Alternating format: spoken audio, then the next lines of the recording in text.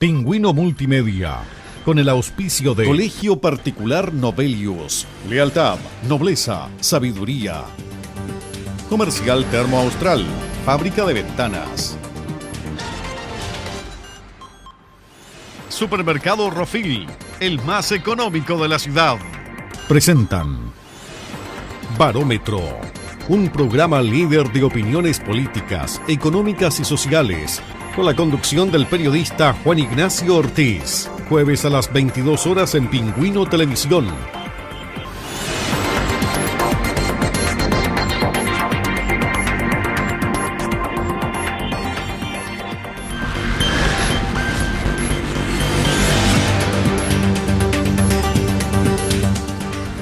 Bienvenidos sean todos amigos a otra edición más de Barómetro acá en Pingüino Televisión, temporada 10ª en la televisión regional de Magallanes y temporada ya veraniega. Este es nuestro segundo programa del mes de enero en el año 2022 y como segundo programa del mes de enero seguimos con los invitados, los parlamentarios electos de la región de Magallanes. Hoy día está con nosotros el senador electo Alejandro Kusanovich.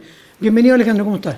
¿Qué tal, Ignacio? Encantado de estar acá en tu programa, en Multimedia Pingüino. En verano. Y en verano. Claro.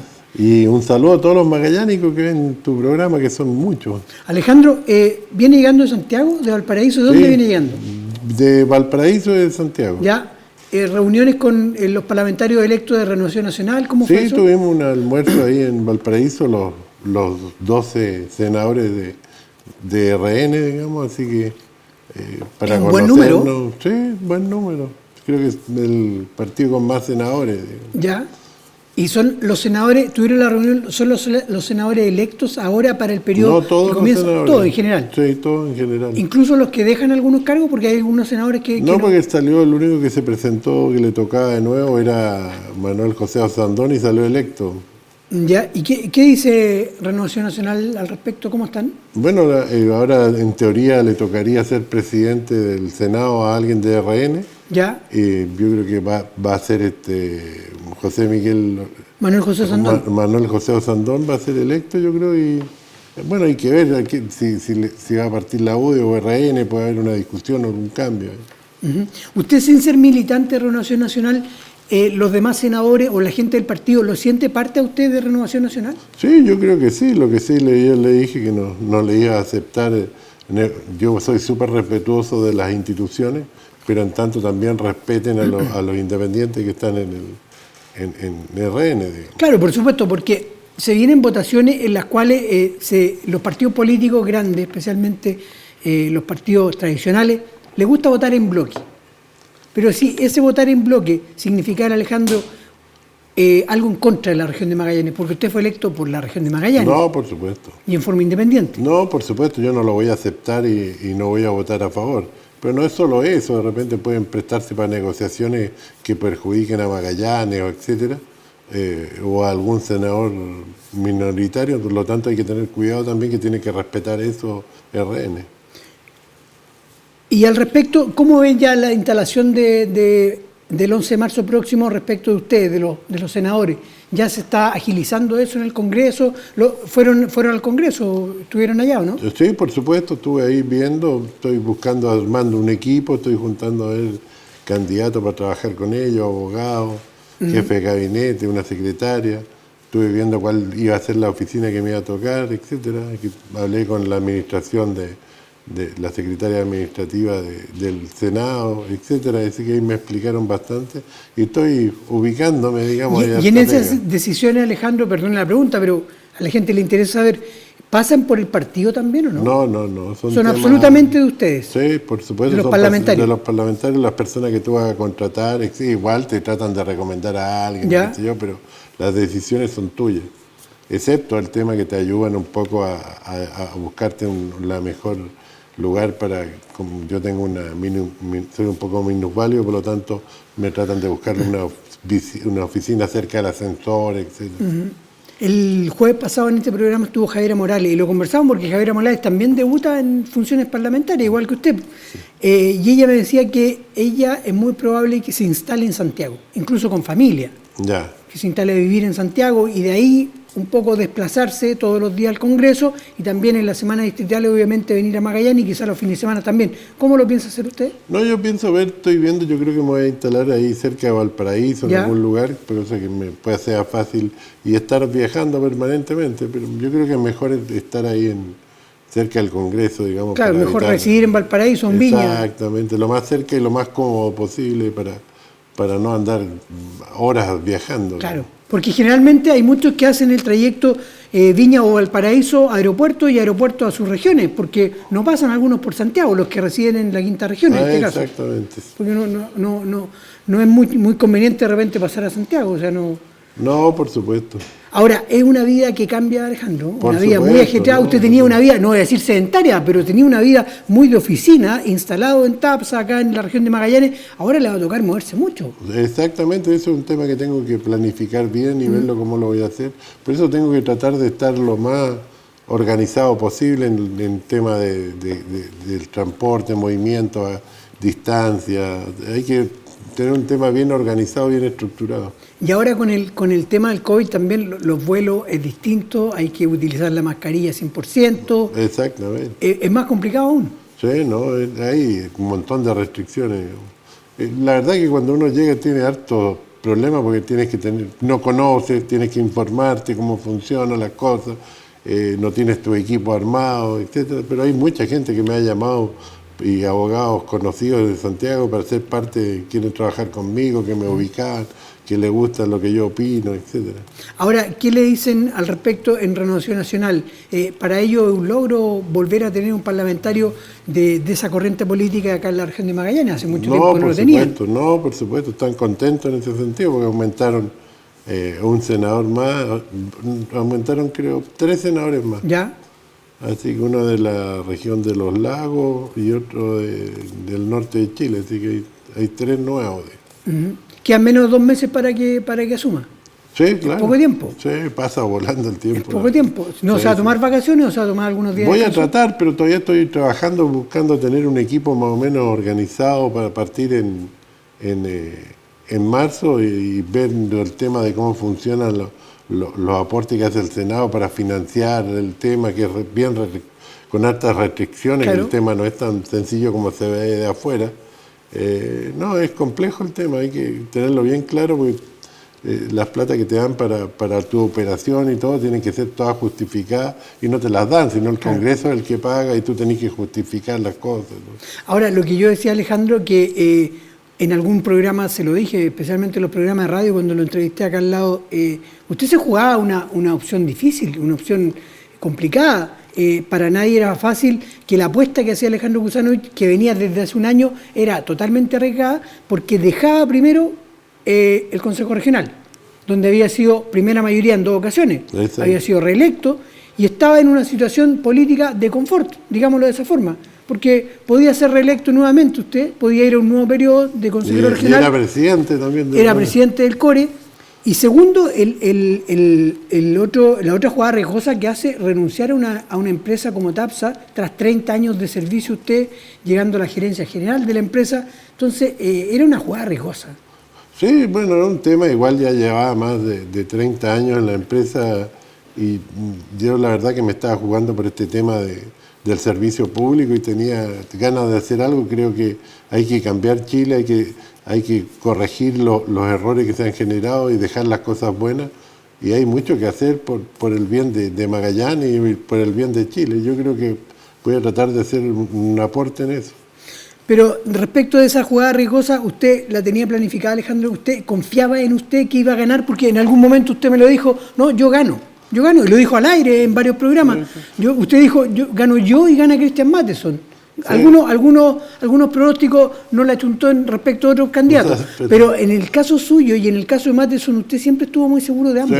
Sí. No, yo lo tenía claro que iba a salir, incluso yo creo que perdí algunos votos con este tema del reparto del 10%, toda esa cosa que te afecta mucho, el populismo hoy en día es muy fuerte, pero yo sabía que estaba bien posicionado, que iba a salir. Hay gente, yo soy transversal, hay gente de izquierda, de centro y de derecha que votó por mí, que se lo agradezco, y ahora tengo un tremendo compromiso que cumplir y hacer las cosas bien.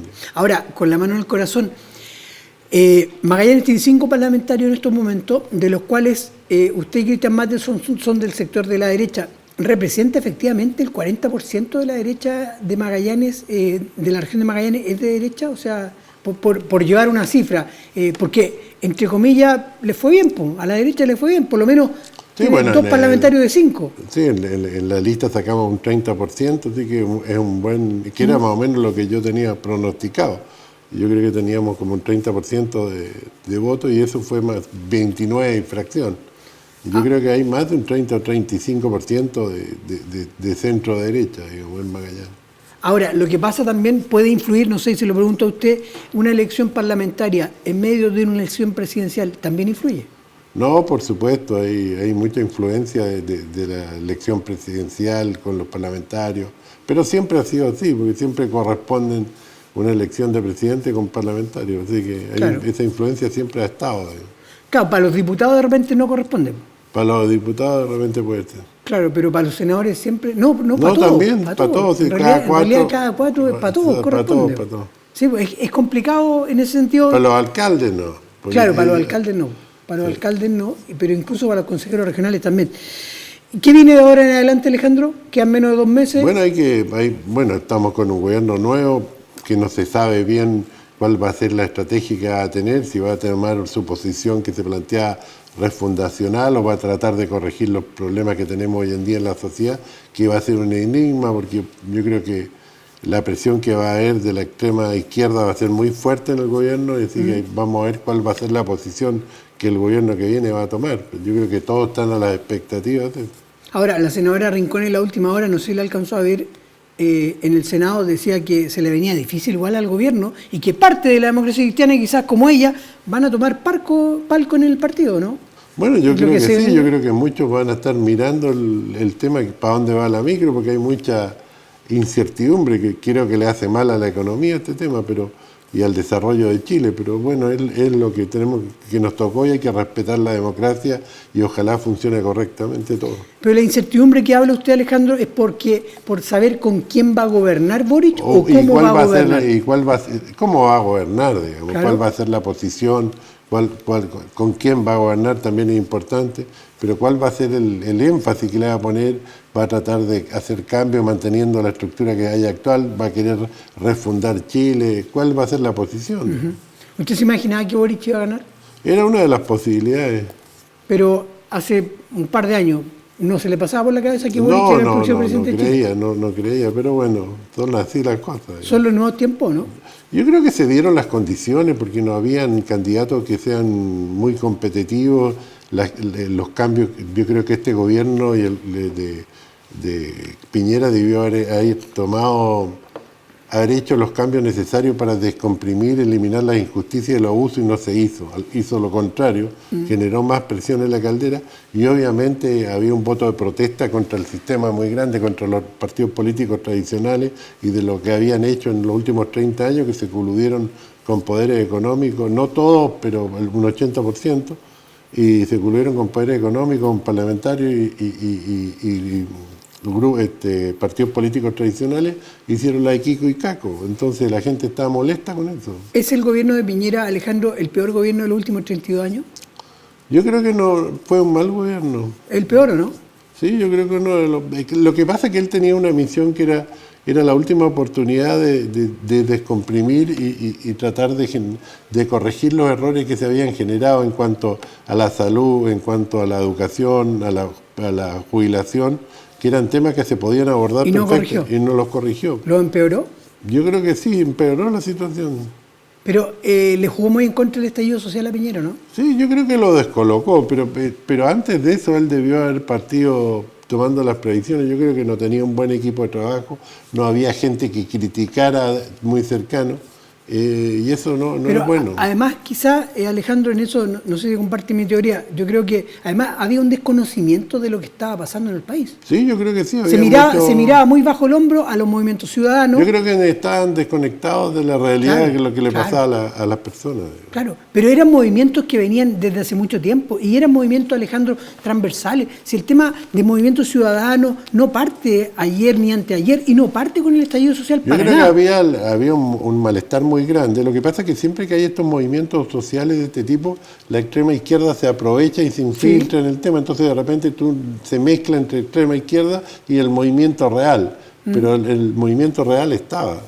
Pero es que los movimientos siempre estuvieron, Alejandro. O sea, usted fue parte de un movimiento ciudadano que reclamó en el primer gobierno de Piñera contra el gas, cuando la intendenta era su prima. Exactamente. Entonces, los movimientos no eran solamente de un sector político, eran de toda la ciudadanía que estaba reclamando. Eran señales que estaban apareciendo ya en la primera movimiento del gas lo hicimos en el 2009 en el gobierno de Michelle Bachelet, claro. Hicimos una caravana de como 600 autos en la costanera, digamos. Ya se estaba... lo que pasa es que como el gobierno era de izquierda, no querían participar los de izquierda. Claro. Después el mismo movimiento se repitió el 2011 en enero, claro. Pero ya la izquierda quiso participar porque el gobierno era de Piñera. Pero el tema es ese, que la gente ya estaba molesta y son distintos puntos. Es raro, siendo un tipo tan inteligente, tan perspicaz, tan audaz, Sebastián Piñera, ¿cómo no supo leer lo que pasaba? Porque no conocen lo que está pasando en la calle. Pero ya había sido presidente 4 años y había tenido movimiento. Y lo otro depende mucho con quién te rodea, con quiénes son tus asesores, quiénes son tu equipo de trabajo. El mal gobierno de Piñera influyó mucho en que Kast no pudiera derrotar a Gabriel Boric. Sí, yo no sé si José Antonio Kast era el candidato adecuado. Yo creo que no era el candidato que capturara más votos de centro. Yo creo que se dedicó mucho a pelear con Boric, pero Boric es la fiebre de lo que está pasando. Hay que pelear con las causas de la fiebre, y él nunca las dijo. Él debió haberse centrado en cuáles son las causas, y la causa es la corrupción, los partidos políticos que dejaron de funcionar, que no hicieron su trabajo los parlamentarios, y fueron generando todo este abuso e injusticia que llegó a explotar ahora en la votación. Pero no era un buen candidato, Kast. Yo creo que no era, con la posición que él tomó, no era la posición correcta. ¿Pero había un mejor candidato en la centro-derecha o en la derecha? Sí, yo creo que podría haber existido. Yo creo que hasta Sandón podría haber sido mejor candidato. Pero, por ejemplo, en esas primarias que hicieron y que termina ganando Sichel, al final esas primarias no valieron de nada. No, porque de acuerdo a las condiciones, a veces las primarias pierden el sentido. O sea, yo creo que acá Lavín incluso después de esa primaria desaparece del país. Exactamente. Yo creo que la primaria no funcionó, digamos, no fue ni para ni para un ni para otro lado funcionó correctamente. Yo creo que tampoco funcionó la elección de la Proboste como candidata, tampoco fue la más adecuada, quizás era mucho mejor la Rincón. Pero ¿sabes? Lo que yo me he dado cuenta, Alejandro, que a la derecha, siendo más disciplinado, ojo lo que voy a decir, siendo más disciplinado el votante de derecha que el votante de izquierda, al militante o al simpatizante de derecha le cuesta mucho aglutinarse tras un buen candidato. Le cuesta mucho. Es que no se dieron las condiciones, los candidatos se hacen con mucho tiempo y son los que se van. Yo creo que en todos los candidatos lo que pasó es que José Antonio Kast mostró una disciplina y un orden y una consecuencia de ideas. Sí. Pero yo creo que no nos dio la solución a lo que estaba pasando en Chile. Si acá no es pelearse con Boric y lo que él representa, es pelearse contra lo que generó que Boric canalizara esa cantidad de votos, que es un voto de protesta contra lo que hemos hecho en los últimos 30, 35, 40 años. ¿Usted cree que los 4 millones y tanto, los 4 millones y medio de electores, que es una cifra récord para un presidente de la República, son electores de Boric o son gente que no quiso que ganara José Antonio Kast? Yo creo que mitad y mitad. ¿Ya? O sea, hay una mitad de votantes que exactamente son militantes o simpatizantes de Boric, y hay otra mitad que votan en un voto protesta contra el sistema establecido y contra lo que se ha hecho del Partido Socialista, la UDI, en los últimos 40 años. La lectura que hacía yo hace pocos días, Alejandro, también, y que compartía con los auditores de Pingüino Radio, del programa Las Cosas por su Nombre, era que en los partidos tradicionales, de derecha o de izquierda, cuesta mucho que una figura de regiones emerja fuertemente. No así le costó a Gabriel Boric. Gabriel Boric hizo una carrera política que se la fabricó él mismo. No, por supuesto, a veces las cosas se te dan, hay que tener también un factor de suerte, tener capacidad, etcétera. Y yo creo que las cosas se le fueron dando, y una persona que tiene su preparación, habla bien, etcétera, y lo otro que es la valentía, y la valentía es súper importante. Boric, por ejemplo, si se hubiera unido a cualquier partido de izquierda, no hubiera sido más que un parlamentario, no le hubieran dado nunca la posibilidad de ser candidato a la presidencia. No, porque él canalizó un movimiento de protesta contra el sistema establecido. Contra los partidos establecidos, del Partido Socialista a la UDI. Por eso el tema, él fue muy crítico de todos los partidos tradicionales, incluso del Partido Socialista. Y ahora, ¿cómo la derecha se reorganiza? ¿Qué hace la derecha de aquí a próximas elecciones? Tienen que aparecer líderes. Yo creo que es fundamental lo que aglutina a las energías y a los movimientos son los líderes. Yo creo que ha habido una falta de líderes tremendo en todo el espectro político chileno tradicional. Yo creo que los líderes desaparecieron. Sí, pero Alejandro, nos hemos visto nosotros enfrentados acá en Magallanes a ciertas disyuntivas. La derecha tiene líderes. Acá en Magallanes tenía las dos principales comunas de la región con un liderazgo marcado de dos líderes supuestamente de la derecha en Magallanes, Fernando Paredes, Claudio Radonich. Pero resulta que al final uno se da cuenta que Paredes y Radonich trabajan para Paredes y Radonich nomás, pero no trabajan para todo el entorno que es un conglomerado político. Por eso te digo que faltan líderes. Los líderes son los que aglutinan y generan el movimiento global. ¿Pero por qué en la derecha no lo hay? Porque cuesta mucho. ¿Son más egoístas? Yo creo que hay mucho... ¿Trabajan para sí mismos? Hay muchos egos personales, etcétera. Yo creo que hay mucho de eso en la derecha. Son más, de repente, una especie de montoneros que salen por distintos lados. Porque cualquiera, si ve la votación, Alejandro, y dice, oye, Claudio Radonich tiene el 47% en Punta Arenas. El 47% tiene que tener un tremendo liderazgo. Pero, sin embargo, Claudio Radonich, yo nunca lo vi trabajar por ninguna candidatura de derecha a la presidencial, por ejemplo. O aglutinar gente, oye, trabajemos todos juntos por este presidente. No, porque no se sentía, yo creo, identificado. Y por los parlamentarios tampoco. ¿Ustedes sintieron algún apoyo? No, yo al contrario sentí todo en contra, pero bueno, salí igual. Claro, porque usted es parlamentario del mismo partido político del alcalde de Punta Arenas. Sí, claro. Entonces, eso es lo que se sorprende mucho, porque estamos a menos de 2 meses de cerrar un gobierno de derecha, y yo he escuchado mucho, incluso a autoridades que están en ejercicio hoy día, hablando mucho del vaso medio lleno, y como que, no, durante este gobierno tuvimos 2 alcaldes, Fernando Paredes, Claudio Radonich, pero ¿qué dejó la derecha en este gobierno, definitivamente? Poco. Yo creo que sí, yo creo que nos faltó mucho hacer, debimos haber sido mucho más osados, etcétera, y no se hizo, ya no se hizo y se trató de mantener, yo creo, la fiesta en paz, ¿no? Pero hay que corregir los errores. Y sin embargo, Alejandro, terminando el gobierno, recuperan un senador. Entonces, ahí, partiendo del próximo bloque, lo vamos a hablar, Alejandro, también. El mérito hoy día es pertenecer o no pertenecer a un partido político, porque los 5 parlamentarios que va a tener Magallanes a partir del 11 de marzo son independientes. Breve alto y volvemos con más del senador electo Alejandro Kuzanovich.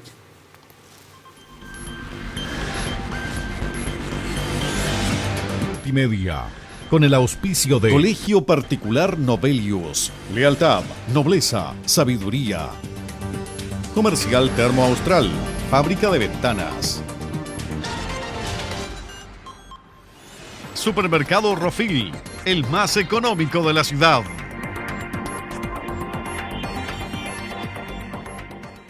Pingüino Multimedia, con el auspicio de Colegio Particular Novelius. Lealtad, nobleza, sabiduría. Comercial Termo Austral, fábrica de ventanas.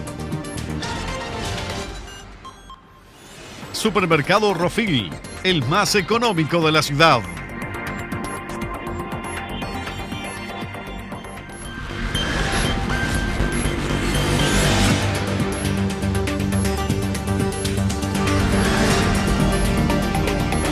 Regresamos al segundo bloque de Barómetro acá en Pingüino Multimedia. Estamos conversando con el senador electo Alejandro Kuzanovich. Alejandro, yo le decía, los 5 parlamentarios que asumen el 11 de marzo, los 5 parlamentarios de Magallanes, independientes. Así es. ¿Es mejor ser independiente que militante de un partido hoy día o no? No sé, yo siempre he sido independiente, digamos, soy de idea de centro-derecha y me dio un lugar RN para participar en las elecciones y me lo ha dado siempre. Y soy correcto y responsable con Pero la ley de partidos partido. políticos implica que para postularse tiene que ir patrocinado por un partido político. No, por supuesto, si no es más complicado, mucho más complicado. Ya, ¿qué pasaría ahora si la nueva constitución que quiere instaurar especialmente el gobierno del presidente electo Gabriel Boric trae consigo un sistema unicameral? Es decir, que las elecciones que se realizaron hace poco queden en nada. Sí, yo creo que el sistema unicameral no es bueno porque hoy en día Hay que tener claro que los diputados representan población y los senadores representan regiones, por lo tanto los que más perderían en un sistema unicameral serían las regiones extremas, porque esto es lo mismo que en Estados Unidos, hay estados que tienen una cantidad de senadores que no los tendrían, los tienen como región, como estado, pero no por los habitantes que tienen. Claro. Entonces generalmente los diputados representan población y los senadores representan regiones. ¿Pero usted cree que en la nueva Constitución puede haber una modificación así? Puede pasar cualquier cosa, no sabemos en qué va a terminar. Es que el gobierno que asume el 11 de marzo, por ejemplo, no tiene mayoría en el Senado. No, por supuesto. Entonces, ¿pueden venir algunos cambios que afecten realmente la estructura política del país? Puede pasar, si nadie sabe en qué va a terminar este tema del cambio de la Constitución. ¿Cómo ha visto el trabajo de la Convención? Yo creo que empezó con hartos tropiezos, yo creo que han ido aprendiendo el tema y que se ha ido ordenando un poco, pero yo creo que les falta todavía, yo creo que se van a demorar mucho en sacar la Constitución. Tienen que cumplir plazo ahora el 4 de abril, cumple los 9 meses, el 4 de abril, que es prorrogable 3 meses más hasta el 4 de julio. ¿Usted cree que no lo cumplen hasta el 4 de julio? Yo creo que se va a terminar alargando, no va a ser tan sencillo el tema. Yo creo que van a haber muchas discusiones, muchas diferencias, y también la gente va evolucionando en estos procesos y va aprendiendo, por lo tanto es un proceso largo. ¿Y el plebiscito salida puede ser una repetición de la prueba y el rechazo, no? Yo creo que sí, va a ser algo muy similar. O sea, con distintos resultados, pero va a ser una polémica similar. ¿Es la única elección que hay este año? Porque el año pasado estuvimos llenos de elecciones. Sí. Si es que se hace este año, no se hace el otro. ¿El plebiscito usted cree que no se hace el 2022? Yo creo que a lo mejor se puede alargar mucho más el tema. Yo le decía el tema de la militancia en los partidos políticos, porque es muy probable que se reorganice tanto la política, Alejandro, que haya partidos tradicionales que definitivamente piensen en saber qué van a hacer. Le pongo el caso de la Democracia Cristiana, le pongo el caso del Partido Socialista, le pongo el caso del mismo Renovación Nacional y la UDI. ¿Esos partidos tradicionales deberán seguir existiendo como tal?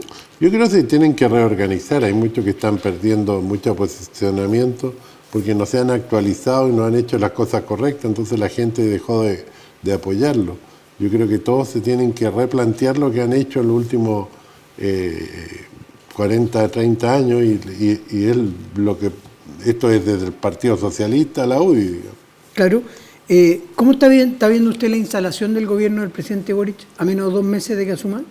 Bueno, hasta ahora diría yo que es normal, digamos, a pesar de la incertidumbre que afecta harto a todo el tema económico, pero es un tema que se está como calmando, yo creo se ha ido aquietando la agua y vamos a ver cuando aparezca el gabinete, que va a ser también un efecto psicológico bien grande y después va a venir en marzo a ver las primeras señales que da el gobierno, cuál es la posición que va a tomar. ¿Podría haber novedades, por ejemplo, el gabinete de Seremi acá en la región de Magallanes? Sí, bueno, ese va a ser un tema bien interesante, a ver quién va a ser Seremi, quién va a ser el delegado presidencial, etc. Cargo que el mismo Gabriel Boric ha dicho que él pretende eliminar lo antes posible. Bueno, pero tendría que venir de la mano con la nueva Constitución. Exactamente, pero el cargo está en la... Y tiene que designarlo. Y lo tiene que designar. Igual que en las provincias. En las provincias, si no para el sistema, digamos. ¿Cómo vislumbra en materia económica? Usted fue presidente de la CPC regional de Magallanes los próximos 2 años para la región. Yo creo que la región, en tanto se fortalezca el tema salmonero, yo creo que le va a ir bien. Yo creo que la salmonicultura es un tremendo pilar de desarrollo que se ha estado desarrollando en los últimos 30 años o 20 años y ya tomó un nivel que estamos cerca del 25% del PIB regional y que podría ser mucho más si se desarrollara con mayor tecnología, le dieran mayores lugares para poder desarrollarse, etcétera. Yo creo que podría llegar a ser lo que es la ganadería de hace 100 años, siempre lo he dicho. Uh-huh. Pero en ese aspecto son 2 años en materia económica que pueden ser difíciles para todo el país ¿estará capacitado el gabinete económico del presidente Boric, ministro de Hacienda, ministro o ministra de Economía, al respecto para administrar bien el país? Yo creo que, a ver, una cosa es criticar y que no se hagan inversiones, no se explote el territorio chileno, la naturaleza, pero cuando tú estás afuera, pero cuando tú ves que tienes que desarrollar un país, otra cosa es con guitarra.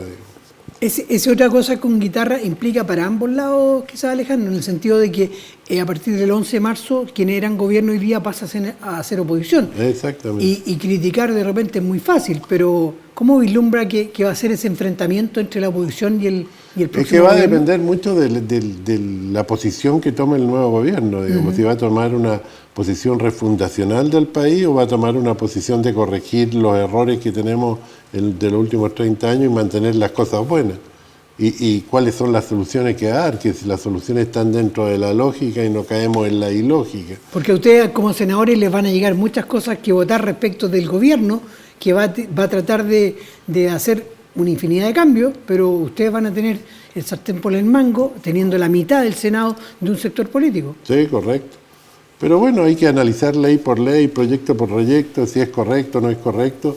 Y si es correcto hay que votarlo a favor. Si no tiene errores y no está de acuerdo a la lógica, bueno, hay que votarlo en contra, ¿no? ¿Qué rol cree usted, Alejandro, que va a cumplir el Partido Comunista en el próximo mandato? Yo creo que ellos van a tener una participación importante dentro del... ¿Más importante que la que tuvieron con Bachelet?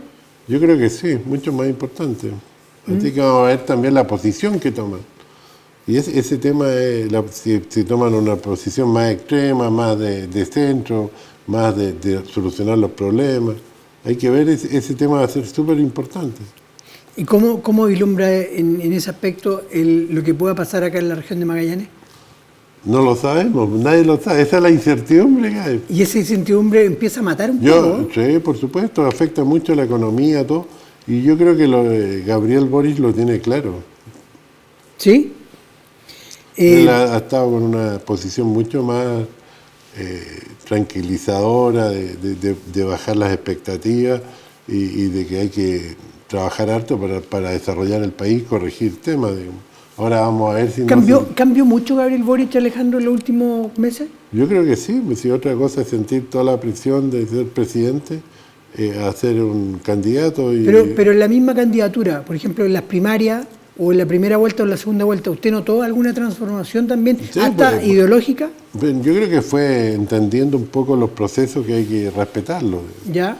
Y que no es fácil el tema de corregir o arreglar el país, digamos. Entonces es un peso grande que él tiene encima.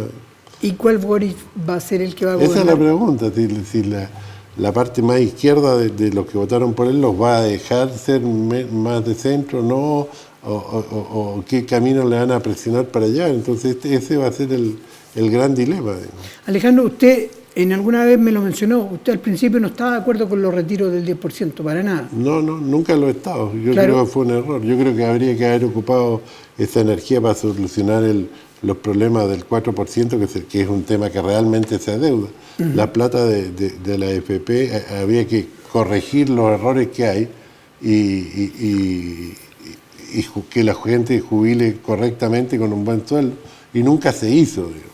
Pero ahora, si hubiera alguna alternativa de seguir efectuando retiros, ¿usted estaría por el retiro del 100% de los fondos? Yo creo que es una locura, digamos, el retiro al 100% es por un tema de oye, mira, el gobierno que viene va a estatizar los fondos, así que prefiero retirarlo. Yo creo que mucha gente va a estar de acuerdo con esa posición. Yo espero que eso no pase, yo creo que es un error estatizar los fondos, aparte que generas una tremenda inestabilidad económica, un montón de cosas. Yo creo que la gente lo único que tuvo de bueno los retiros es que la gente sabe hoy en día que la plata es de ellos. Entonces yo creo que eso va a molestar mucho. Yo creo que no deberíamos llegar a eso porque lo único que va a hacer es empeorar todavía más aún el tema de las jubilaciones. Como magallánico, deberíamos exigirle... Y aparte de esto, que hay que tener en cuenta que ese ahorro que existe, que es de todos los chilenos, todos los chilenos somos dueños de la mayoría de las empresas en Chile, de las sociedades anónimas que están en bolsa, es lo que ha mantenido la estabilidad económica en el país. No te olvides que antiguamente, cuando la plata de los ahorros estaban en manos del Estado, el Estado se gastaba la plata y cuando tú jubilabas la plata no estaban. Entonces, el sistema hoy en día tendrá un montón de errores, pero la plata están. Claro. Como magallánico, ¿se le podría exigir al presidente Gabriel Boric, al presidente electo, que tenga algún trato, entre comillas, especial con la región? Yo creo que sí, yo creo que es un tema importante. El Kirchner lo tuvo con Santa Cruz. Sí. Así que, ¿por qué no? O sea, ¿usted cree que se le debiera exigir en ese aspecto? Porque claro, él sabe las condiciones de habitabilidad diferentes que tiene Magallanes. O sea, yo creo que nadie le puede exigir al presidente, pero yo creo que tiene su corazoncito en Magallanes, así que algo nos va a tener que ayudar acá. ¿Y en qué se debiera ayudar a Magallanes en los próximos años, Alejandro? Mira, yo creo que hay muchos temas que podemos solucionar, y uno de los temas es por qué no dejamos toda la región zona franca. Ya. Y eliminamos el IVA. Digamos, los impuestos de primera categoría. Pero en cuanto a los impuestos, el presidente electo quiere subir ciertos impuestos. Bueno, yo por eso, es un tema. Pero hoy día nosotros en Magallanes no representamos más del 1% de los ingresos pero nacionales. Ya descartó incluso eliminar el impuesto específico en zona extrema. Yo creo que ese es un error. Yo creo que el impuesto específico es una cosa que se creó para un tema puntual, y ese tema puntual les gustó a todos los gobiernos y lo fueron dejando. Hoy día nosotros yo creo que no podemos pagar más allá del IVA en los combustibles. Claro. Yo creo que hoy día estamos pagando cerca del 51-52% de un litro de benzina en impuestos, y que es una locura para una zona extrema, es una locura porque nosotros no tenemos terremotos, no tenemos carreteras, etcétera. No tiene sentido. Pero será muy difícil que el presidente elimine ciertos impuestos, incluso puede aumentar ciertos impuestos. Bueno, hoy en día como estamos, seguramente todos van a querer aumentar los impuestos, pero cuanto tú más los aumentas, más se evaden porque vale la pena evadirlo. La gente corre riesgo. Tras la salida de mini invierno de la región de Magallanes, ha sido muy difícil incentivar capitales privados que vengan a invertir a la región. ¿Cómo vislumbra usted en ese aspecto en los próximos años también? Hoy en día va a estar complejo mientras no se dé una estabilidad a cuál van a ser las políticas de administración del futuro gobierno. Las inversiones yo creo que están paralizadas. ¿Y quién podría, fuera usted ve con resquemor el tema del hidrógeno verde, no? Sí, yo creo que hoy día ya se salió un artículo ahí de una nueva manera de generar hidrógeno. Yo creo que sí, yo creo que es una apuesta, pero no es una solución.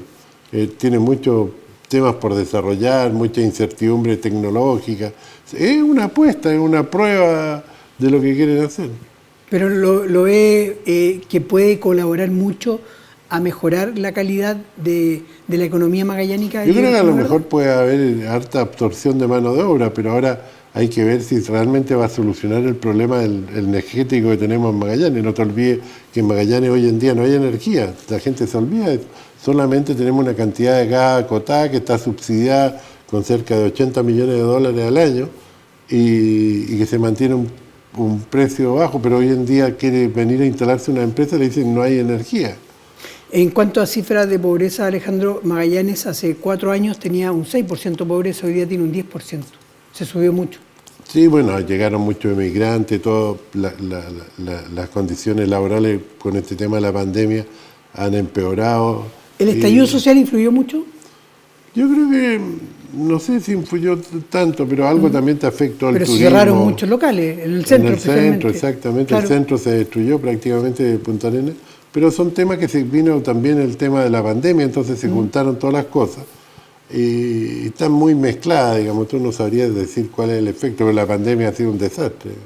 Pero respecto de eso, cuesta ver hoy día en Punta Arenas eso, que en las últimas 2 décadas no habíamos visto la pobreza que se ve hoy día, entonces no habían, ahora hay tomas, antes no habían tomas. Claro, en general el país en los últimos 10 años aproximadamente aumentó mucho la pobreza. Por supuesto, pero esa es la desconexión también que hubo de los gobiernos, de los últimos gobiernos con la realidad de la gente. ¿Cómo se hace para disminuir fuertemente la pobreza? Porque lo hicieron gobiernos que fueron criticados hasta hace poco, 30 años que no sirvieron de nada. Sin embargo, en Chile la pobreza llegó a un 40 y tanto por ciento. Casi un 50%. Casi un 50% en alguna época, estoy hablando hace más de 30 años, claro, y se bajó un 7%. Haciendo las cosas bien, invirtiendo bien los recursos que tenemos, yo creo que hoy en día el Estado empezó a quedar obsoleto Yo creo que el Estado no está haciendo bien las cosas, las instituciones del Estado han fallado, no están invirtiendo bien los recursos, no se invierten donde se genera desarrollo, se han vuelto muy populistas los gobiernos, y eso ha ido destruyendo el estado técnico que teníamos, que el estado técnico es lo ideal porque eso te genera que todas las platas se invierten donde realmente corresponden. Yo no tengo nada contra los migrantes, pero la convivencia con los migrantes le ha sido muy difícil establecer ciertas políticas de desarrollo en un país como Chile. Yo creo que no, yo creo que el tema es que este populismo exagerado que llegamos a tener, que tenemos en Chile hoy en día, ha afectado que no se hagan bien las inversiones, no hemos construido viviendas, no hemos hecho un montón de desarrollo que se necesitaron en el momento, entonces las condiciones de los migrantes se ven mucho más afectadas todavía. ¿Por qué en Magallanes se perdió tanto, Alejandro, el tema de la vivienda en los últimos años? Porque ese fue un cambio que hizo el 2004 Rabinet, que en vez de entregarle el subsidio que era a través del Servio, con una entrega del Banco del Estado, se le entregó a las personas, un poco para fomentar la industria privada, pero fue un error porque al final lo que hicimos fue aumentar la demanda de vivienda y las viviendas eran las mismas y subieron de precio. Acá hay que volver a construir de 1.000, 2.000, 3.000 viviendas de una vez por todas y bajar los costos de la vivienda. Y esa es una problemática que se viene dando constantemente en Magallanes, porque si uno ve... Eso partió del 2004, no te olvides que el año 2000 prácticamente había un superávit de vivienda en Magallanes. Claro, cuando se construyeron todas las Alejandro, uno si recorre el barrio sur también dice, uy, ¿cómo ha crecido Punta Arenas? ¿Cómo crece exponencialmente? Pero andamos construyendo de 50, 60, claro, de 100 viviendas. Hoy en día tenemos un déficit de cerca de 5.000 viviendas en Magallanes. Es penoso. Y no se soluciona, y el problema no son las viviendas, es el terreno urbanizado. Hay gente que me ha dicho, oye, deme en el terreno urbanizado con un plano, yo me construyo la casa. Pero el tema es tener terreno urbanizado. Hoy en día hay casas prefabricadas que las puedes adquirir a un costo bajísimo. Claro, cosa que no se daba antes. Que no se daba antes, pues podemos importar de China incluso casas. El problema es el terreno urbanizado. Alejandro, ¿cómo ha visto esta última semana en pandemia? Los casos crecen exponencialmente en todo el mundo. Acá en Magallanes pasamos de tener un caso activo a fines de octubre del año pasado a hoy día tener más de casi 1.100 casos. ¿Cómo ha visto el tema de la pandemia? Estas son las nuevas variantes que son mucho más contagiosas, que ya llegaron y se empiezan a despertar, pero son menos peligrosas, digamos. Pero menos peligrosas quizás porque estamos vacunados, ¿no? Yo creo que va perdiendo efecto el virus y por suerte no tenemos todavía una situación crítica en el hospital. Si acá el problema del virus no es el virus propiamente tal, sino es lo contagioso del virus y que satura la infraestructura del hospital. Cuando empezamos a saturar la infraestructura, ahí se pone crítica la cosa. ¿Y cómo lo ve para los próximos meses? Porque la curva va en ascenso. Por ejemplo, por darle un solo ejemplo para ver que la curva se mantiene en ascenso. Hoy día se incorporaron 170 casos nuevos. Sin embargo, salieron 50 casos activos. Es decir, hay 120 casos activos más que ayer. Entonces, ¿la curva va en ascenso? No, por supuesto. ¿Cómo? Yo creo que nos relajamos un poquito. Se empezó a movilizar mucho todo el tema de turismo, el tema de los restaurantes, el tema de mucha gente. La verdad que el movimiento turístico era muy grande y la relajación de toda la población. ¿Y qué hacemos, Alejandro, con los pasos fronterizos? ¿Es bueno abrirlo o no? Porque tenemos abierto Monte Aymon. Yo creo que por lo menos tenemos que tener algo con Monte Aymon. El tema de las parientes yo creo que eso fue un tremendo error. Yo creo que había que tener un protocolo para que la gente que es familiar pueda ir con cuarentena, con PCR, con vacunas. Siempre debió existir esa posibilidad. Siempre debió haber existido, pero cerrarte, hay gente que no podía ir a cobrar su jubilación. Río Turbio con Natales. Etcétera, hay un montón de problemas y nadie no podían ir, genera un problema social muy grande cuando estaban la frontera indirectamente estaban abiertas porque había un tránsito de Argentina a Argentina, de Monte Aymon a San Sebastián, estaban cruzando y también llegaban camiones a Punta Arenas. Ahora, otra cosa con guitarra, dice usted, la pandemia va a ser transversal, va a pasar de un gobierno a otro. Las políticas públicas en salud que vengan con el futuro gobierno del presidente Boric tienen que ser tan efectivas como fueron en las políticas públicas, que fue quizás de lo destacable del gobierno de Piñera, el tema de la vacunación. Yo creo que se van a mantener, yo creo que ese tipo de cosas se van a mantener, y yo creo que ya en marzo, abril vamos a estar disminuyendo este tema de la pandemia. Ojalá. Y vamos a estar saliendo. Las pandemias generalmente duran 2 años y ya vamos a cumplir 2 años. Vamos para los 3 ya, pues si esto No, pero partió se llama en marzo. COVID, sí, pero se llama COVID-19, partió en diciembre el 19 en China, partió en marzo acá en Chile. En Chile partió en marzo. Claro, pero si llegamos a los 3 años... No, yo estamos creo que rompiendo ya récord. a los 2 años ya con las vacunas ya vamos a estar, y de hecho esta ya se ve que es un poco menos fuerte el efecto, digamos. Senador electo Alejandro Cusano, ¿le gusta que le digan senador electo, no? No, sí, me costó acostumbrarme. Sí, pero ya le están diciendo Ya en la me lo dijeron entrevista, ya... Sí. Claro. ¿Y en el Congreso cómo le decía a la gente?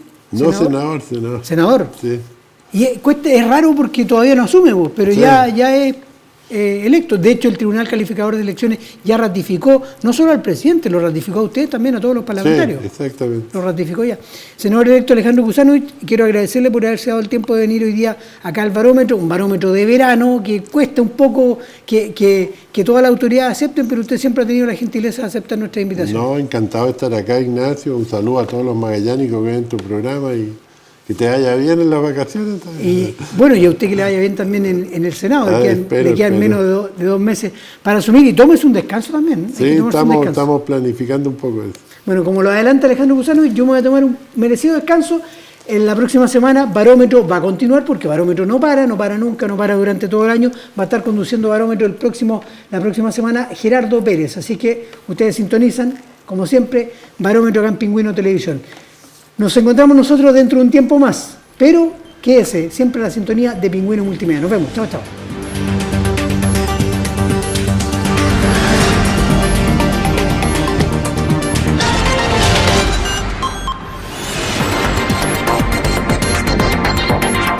Pingüino Multimedia, con el auspicio de Colegio Particular Novelius. Lealtad, nobleza, sabiduría.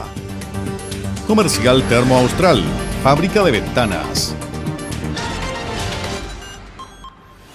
Supermercado Rofil, el más económico de la ciudad. Presentaron Barómetro, un programa líder de opiniones políticas, económicas y sociales. Jueves a las 22 horas en Pingüino Televisión. Barómetro, un programa de Pingüino Multimedia.